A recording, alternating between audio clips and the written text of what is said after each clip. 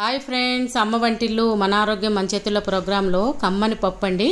టమాటా పప్పుకి చూడండి, అలాగా కుక్కర్ పెట్టుకుని అందులో ఒక స్పూన్ ఆయిల్ వేసుకుని కొద్దిగా పసుపు, కరివేపాకు, వెల్లుల్లిపాయ రెక్కలు అవి కొద్దిగా వేగిన తర్వాత ఆవాలు, మెంతులు, జీలకర్ర, ఎండుమిరపకాయ, పచ్చిమిరపకాయ, ఇంగువ, కొద్దిగా ఉల్లిపాయ చెక్కు అలా వేసుకుని చక్కగా ఒక్కసారి పోపు అంతా వేయించుకున్న తర్వాత మనం టమాటా పప్పు అన్నాం కాబట్టి టమాటా ముక్కలు కూడా యాడ్ చేసి ఒక్కసారి అటు ఇటు ఆ పోపు అంతా పట్టేలాగా టమాటాకి కలుపుకున్న తర్వాత పప్పు అండి, మనం వేయించిన పప్పు తీసుకుంటే పప్పు చాలా కమ్మగా ఉంటుంది. ఒక కప్పు కందిపప్పుకి 2 గ్లాసులు వాటర్ యాడ్ చేసుకుని ఇంచుమించు కుక్కర్లో 6-7 కూతలు రానిస్తే కనుక చక్కగా సాఫ్ట్గా కుక్ అవుతుందండి.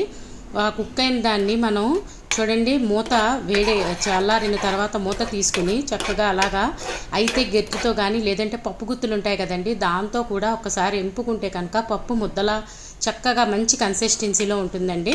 అయితే ఈ పప్పుని మనం రైస్తో కానీ లేదంటే చపాతీతో కూడా తీసుకోవచ్చు. చూడండి, పప్పు ఇందాకలా ఉడికినప్పుడు మనము సాల్ట్ యాడ్ చేయలే కదా, సాల్ట్ నేను తీసుకున్న టమాటా కొంచెం పులుపు తక్కువ ఉంది, వేళ చింతపండు పేస్ట్ యాడ్ చేశానండి.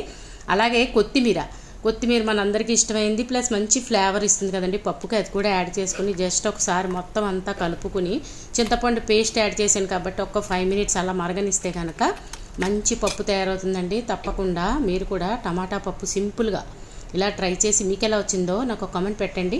అలాగే నా ఛానల్